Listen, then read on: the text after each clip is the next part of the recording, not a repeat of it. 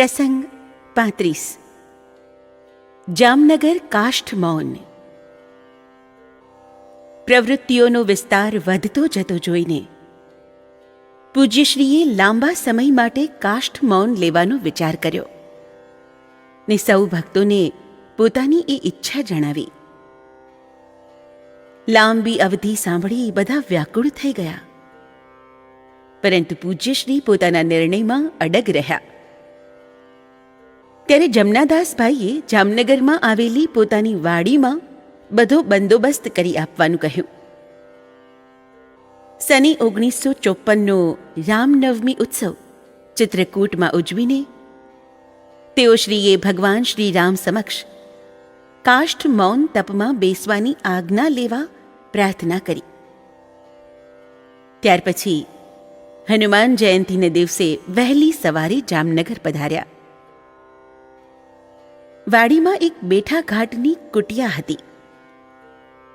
સરસ મજાનો એક બંગલો પણ હતો, પરંતુ પૂજ્યશ્રીએ બંગલાને બદલે કુટિયાને પસંદ કરી. એમાં 2 રૂમ, શૌચાલય, જમીનની અંદર ભોંયરું, ફળિયું, ડંકી વગેરે તમામ જરૂરી સગવડો હતી. ફળિયાની ફરતી ઊંચી દિવાલ, દરવાજો બંધ થાય એટલે કોઈ અંદર ન જઈ શકે. જરૂરી ચીજ વસ્તુઓ આપવા માટે દરવાજાથી થોડી દૂર જમનાદાસભાઈએ એક એવી બારી નંખાવી કે જે પૂજ્યશ્રી અંદરથી ખોલી શકે અને જમનાદાસભાઈ બહારથી. એક દિવસ જમનાદાસભાઈએ કહ્યું, બાપુ, આપ કાષ્ઠ મૌનમાં બિરાજશો એ બરાબર, પરંતુ આપ સમાધિમાંથી જાગૃત થાઓ ત્યારે આપના શરીરના પોષણ માટે શી વ્યવસ્થા કરવી? પૂજ્યશ્રીએ કહ્યું, भगवद कृपा से शरीर तो ठीक ही रहेगा. आप 15 दिन का आटा बारी में रख छोड़ना, जब जरूर होगी तब शरीर ले लेगा. ફક્ત લોટ જ મૂકવાની વાત જમનાદાસભાઈના ભક્ત હૃદયને ન રૂચી. એમણે ધીરેથી કહ્યું, બાપુ, મેં તો મુંબઈથી શાકભાજીની સુકવણી, સારી જાતના દાળિયા વગેરે મંગાવ્યું. એમને વચ્ચે જ અટકાવી દેતા પૂજ્યશ્રીએ કહ્યું, કાષ્ઠ મૌન કોઈ નટકા તમાશા થોડે ही है. જમનાદાસભાઈનું મોઢું પડી ગયું. એ જોઈ ગુરુદેવ બોલ્યા, तुम्हारी ऐसी इच्छा ही है तो थोड़ा शाक भाजी भी रखना, परंतु ख्याल रखना कि जब जरूरत पड़ेगी तभी शरीर लेगा. कभी ज्यादा समय बीत जाए, 30-40 दिन बीत जाए और शरीर कुछ न ले तो भी फिकर नहीं करना. આજ્ઞા પ્રમાણે વાડીમાં કોલસા, સગડી, તવો, વાસણો વગેરે જરૂરી સામાન મૂકવામાં આવ્યા.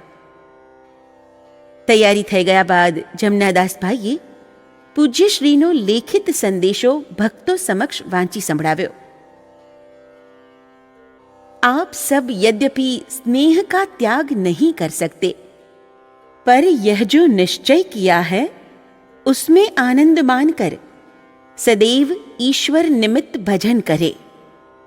आत्मीयता से तो सदैव आपके पास ही हूं. શરૂઆતમાં 15 દિવસ પૂજ્યશ્રીએ સાદું મૌન રાખ્યું. સંમત 2010ની વૈશાખ સુદ ત્રીજ તારીખ 5 મે 1954ને દિવસે અસંખ્ય ભક્તોની હાજરીમાં સવારના 7:10 ફક્ત 2 જ શબ્દો 720 દિન બોલીને પૂજ્યશ્રી કુટિયાના ઓરડામાં પધારી ગયા. આટલા બધા દિવસ દર્શન વિના કેમ જશે? એટલું કહેતા ભાવિકોની આંખમાં આંસુ આવ્યા. મર્યાદા પુરુષોત્તમ ભગવાન શ્રી રામના વનવાસ સમય દરમિયાનની અવધવાસીઓની દશા વર્ણવતા ગોસ્વામીજી કહે છે, રામ દરશ હિત લોગ સબ કરત નેમ ઉપવાસ, તજી તજી ભૂષણ ભોગ સુખ, જીયત અવધિ કી આસ. પૂજ્યશ્રીની પ્રસન્નતા માટે રામાયણ વાંચતા ભક્તોએ આજ સુધી આ દોહો ગાયો જ હતો. હવે એને જાતે અનુભવવાનો સમય આવ્યો. 2 વર્ષ સુધી ગીતાજીનો 12મો અધ્યાય, રામાયણ વગેરેનો નિત્ય પાઠ કરવા પૂજ્યશ્રીએ સૂચન કર્યું હતું. ભક્તોએ રડતા રડતા જ પાઠ કર્યો. જમનાદાસભાઈ રોજ સાંજે નિયમિતપણે વાડીએ જાય. બારી ખોલીને તાજા શાકભાજી, દાંતણ વગેરે મૂકી દે. પૂજ્યશ્રી લે તો ઠીક, નહીં તો વળતે દિવસે વાસી શાકભાજી કાઢી નાખે ને એની જગ્યાએ તાજું શાક મૂકી દે. 2 વર્ષમાં 1 દિવસ પણ વાડીમાં જવાનો નિયમ ન તોડ્યો. પૂજ્યશ્રી સામાન ઉપાડે તે દિવસની તારીખ અને દિવસ નોંધ પોથીમાં નોંધી લે. 720 દિવસમાં કુલ 15 વાર સમાધિ લાગ્યાની હકીકત ડાયરીમાં આલેખાઈ. કોઈ વાર 39 દિવસ પછી ને કોઈ વાર તો છેક 78 દિવસ પછી પૂજ્યશ્રીએ લોટ ને શાકભાજી ઉપાડ્યા. કુલ 510 દિવસ કંઈ પણ સામાન ઉપાડ્યા વિના ના ગયા. કાષ્ઠ મૌનને બીજે વર્ષે ઉનાળો આવ્યો ને ડંકી પાણી આપતી બંધ થઈ ગઈ. પૂજ્યશ્રીને પાણી વિના ખૂબ તકલીફ થઈ. પાણી વિના ચાલે નહીં ને 2 વર્ષ સુધી એક જગ્યાએ કાષ્ઠવત રહીને કોઈનું મોઢું જોયા વિના એકમાત્ર ઈશ્વર સાથે નાતું રાખવાનો નિયમ છોડાય પણ નહીં. પરિસ્થિતિ વિકટ બની ગઈ. વરુણ દેવથી એ સંખાયું નહીં. ભારતના કલ્યાણ કાજે આવી વિકટ તપશ્ચર્યા કરતા તપસ્વીને પાણીની અગવડ પડે તો પછી મારું પાણીના દેવતા તરીકેનું મહાત્મ્ય શા કામનું? આવું કંઈક વિચારી તેઓ સિમેન્ટનો થર પાથરેલા, ટાઇલ્સ જડેલા ભોંયરામાં ગંગાજળ સ્વરૂપે પ્રકટ થયા અને પૂજ્યશ્રીની સેવા કરવાનો મોકો ઝડપી લીધો. આજે પણ એ ભોંયરામાં ગંગાજી બિરાજે છે. 2 વર્ષ પૂરા થવા આવ્યા. દર્શન માટે રાજકોટના ભક્તજનોએ પગપાળા જામનગર જવાનો નિર્ણય લીધો. લગભગ 500 જણા તૈયાર થઈ ગયા. એ સૌએ એક રેંકડીમાં ગાલીચો, આસન વગેરે પાથરીને એમાં ચાંદીનું સિંહાસન મૂક્યું. પછી બ્રાહ્મણોના મંત્રોચ્ચાર અને આશીર્વચનો સાથે પૂજ્યશ્રીનો ફોટો એના પર પધરાવી પૂજન કર્યું. જય જયકાર કરતો, ધૂમ મચાવતો, ગામડા ગજાવતો સંઘ 5 દિવસે જામનગર પહોંચ્યો. તારીખ 24 એપ્રિલ 1956ને દિવસે સવારે બરાબર 7:10 2 વર્ષની વધેલી ભવ્ય દાઢી સાથે શરીર પર ગરમ શાલ વીંટાળી તપના તેજ પાથરતા પરમ તપસ્વી શ્રી ગુરુદેવ બહાર પધાર્યા. હજારોની સંખ્યામાં એકત્રિત થયેલો ભક્ત સમુદાય દર્શન કરી કૃતાર્થ થયો. જમનાદાસભાઈએ દરેકની ઉત્તમ પ્રકારે આગતા સ્વાગતા કરી. કાષ્ઠ મૌન સમાપ્તિની ઉજવણી ભવ્ય રીતે થઈ. હજારો ભક્તોએ ભોંયરામાં પ્રગટેલા ગંગાજીને વંદન કરી સાકર જેવા મીઠા જળની આચમની લીધી. શીશા ભરી ભરીને ઘેર પણ લઈ ગયા, છતાં કાંડા બુડ જેટલું દેખાતું એ જળ જરાય ઘટ્યું નહીં. દર્શન માટે કેટલાય મહાત્માઓ આવેલા. એમાં હરિચરણદાસજી મહારાજ પણ હતા. એમને જોઈને પૂજ્યશ્રીએ પૂછ્યું, અરે હરિચરણ, તુમ યહાં કૈસે? હરિચરણદાસજી મહારાજે બધી વાત કરી. પૂજ્યશ્રીએ કહ્યું, અચ્છા, आ गए हो तो अब गोंडल ही रहो. देखो, शास्त्र चिंतन करने की लायक योग्यता तुम प्राप्त कर चुके हो. तुम्हें नौकरी तो करना नहीं है जो उसके लिए परीक्षा पास करने की जरूरत पड़े. अब गोंडल में रहकर भगवत सेवा और शास्त्राभ्यास करो.